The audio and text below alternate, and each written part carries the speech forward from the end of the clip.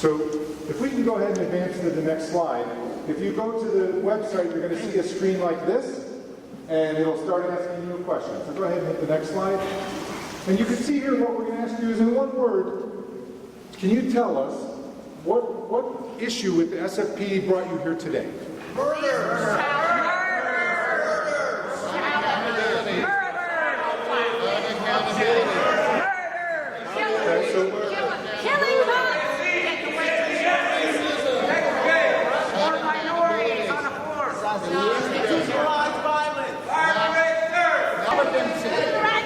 So you know, it's pretty clear that I think we should probably move to listening to you. The Department of Justice Collaborative Reform is really about transforming the way the department interacts in the community in a number of ways, whether it's use of force, transparency, community engagement, but it's not about investigating individual incidents. Greetings, my name is Tiffany Davis. I am actually one of the counselors here at Mission High. And I know you said you didn't want to hear about actual instances, but I think you need to understand the instances that has created what you're seeing here. So quickly, I usually do not, I do everything to support my kids, so I usually stay in the background and let them do the talking. But it comes to a point where my students come to me and talk about their run-ins with the police, and unfortunately, they are usually negative. Now, I don't believe that all police officers are inherently out to get or to oppress people, although it ends up more often than not to do exactly that. Instead of seeing every individual that shuns contact with you, run, or seems nervous as a suspect, take a second to comprehend that their reaction has been inbred by previous interactions and that your uniform and badge signify they're not safe. Last week, students felt defenseless when officers did not follow procedures and came into the school and began to accost students that fit the description without checking in at the office or speaking with any adult. As brazen as this situation was, it was not rectified in a manner that has put my students nor myself at ease. As long as I can remember, I tried to instill in these students right from wrong and how to handle themselves when dealing with the police. It makes it extremely difficult to have them trust me or feel safe in a place which they should in school. The psychological scars that are continually placed upon our communities need more than a Band-Aid, which these meetings are. Sir? Yes, hello. My name is Jason Garza, and I'm here to speak about this entire farce. This community organizing thing is nothing but a farce. The Department of Justice should send out the Civil Rights Division. Our communities, not only in San Francisco, but throughout the United States, are more than fed up by means of watching cops use excessive force, shooting and killing not only blacks, but Hispanics, and even in some cases, whites are being killed by cops, okay? Children as well, okay? And every time that there's a murder by a cop, first report that we get from the police department is the person that was killed lunged at the police. Then when they're unaware that they've been recorded, and you look at the recordings, you see that the person did not lunge at the police. That's a bold-faced pathological lie, and it happens every time that somebody's murdered by a cop. And they criminalize the victim. Now, this situation with Mario Woods, before that video came out, those cops were saying that Mario Woods lunged at the police with a small knife. When the video came out, we saw that the cop lunged in front of him, okay? Restrict his movement and open fire. That was a firing squad. There's no excuse for that. It's called excessive force. That was the actual murder. Fire Chief, sir! Fire Chief, sir! Fire Chief, sir! Fire Chief, sir! Again, I am a veteran of 8 years with an automobile cause. When I see the stuff that I see today on the news and these murders, I reflect back to when I was honored with the the privilege to defend this country and all that it stands for. While I was being taught to soldier, I was also taught rules of engagement, codes of conduct, and the consequences of stepping outside of those. Not only was I not to step outside of those myself as a soldier, and we're talking legal and moral, but if I was to see anybody else, any of my comrades, maybe the general and I a private, stepping outside of these rules of engagement or this code of conduct, I was to relieve that man or drop him.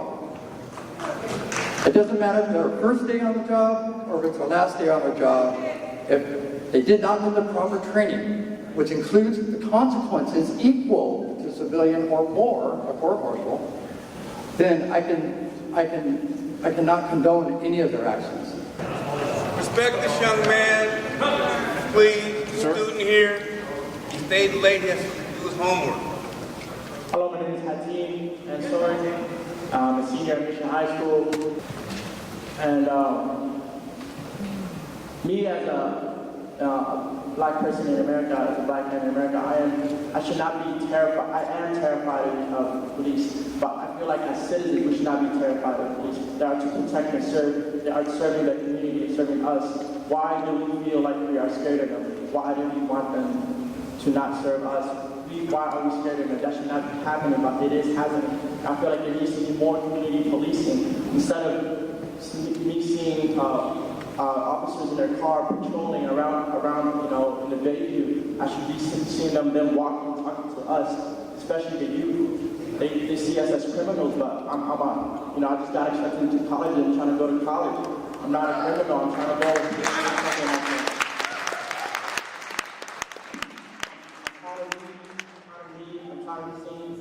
I'm tired, me hearing stories with my friends and even I experienced. I'm being stopped in the middle of the street. A police officer comes to us and says, you gotta be respectful towards the officer, It's kind of like a threat in a way, like why are you threatening us? If we're not doing anything, we just came from a football game, why are you stopping us? Why are you searching in our pockets? What probable cause do you have? And a lot of us, us youth especially, do not know our rights. And that's the problem, that these police officers are not saying our rights, and that they're taking advantage or exploiting us. So we want justice for Mario Ray, justice for us. All right. Michael, we need to put down all lives that are shut down because it's necessary for us to remind people that Black Lives Matter. Black Lives Matter. We had to do it. That is all lives, man. Black lives, we all. Recently, San Franciscans were surprised when a San Franciscan Klansman was involved in an Anaheim brawl. And my response to that was, why are you surprised? We have one of the biggest clans in the United States of America. It's called the SFPOA. And they are run by the Grand Wizard, Halloran, and they get their instructions from their other Grand Wizard, Chief Suhr. So we may be a progressive and diverse city, but we have a police department that takes its examples from a terrorist organization. In my mind, they are a faction of a terrorist organization. And black and brown people in San Francisco are victims of terrorism at the hands of people who are not in suicide vests. They're in Kevlar vests. They're not screaming jihad. They're screaming freeze, hands up. I don't come from a poor neighborhood. I went to private school. My parents were entrepreneurs. They did very well for themselves. But I am still afraid of the police.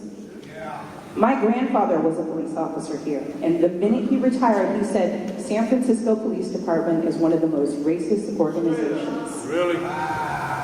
That's what you're dealing with. And for you to come in and do this whole dog and pony show, like, oh, here, we're taking care of your problems with our cops review, created by law enforcement officers, is an insult to the people of San Francisco.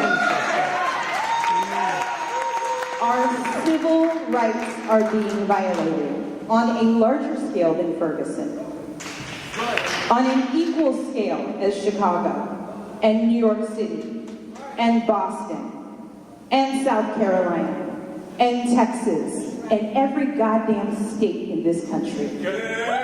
Because we're progressive, because we have equal rights for LGBT people, does not mean that we have equal rights for black and brown people. And you'll see that in the Alex Ganto case. Look at what the police department did. They lied. They lied on a federal stand. And they expect us to buy it because their chief has set that precedent. He's not my chief. He is their chief. He is their grand wizard who gives them directions on how to terrorize people of color.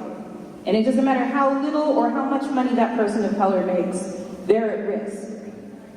Because they want to move in white people who work in tech and can pay the high rents. That's all they want. No one else is relevant in this city. That's all that matters.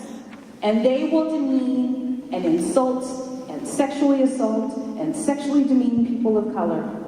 They will go into their SROs and they will rob them. They will send text messages calling them animals, calling them niggers, calling them bitches. I'm sorry to use this profane language, but this is a standard set by SFPD. This is a standard set by the people who are supposed to protect and serve this community, but they only protect and serve property and wealth. So go back to DC and tell your civil rights department that there is a problem here in San Francisco larger than Missouri, larger than Chicago, and that is being silenced by a progressive city hall, and that we're not going to take it anymore.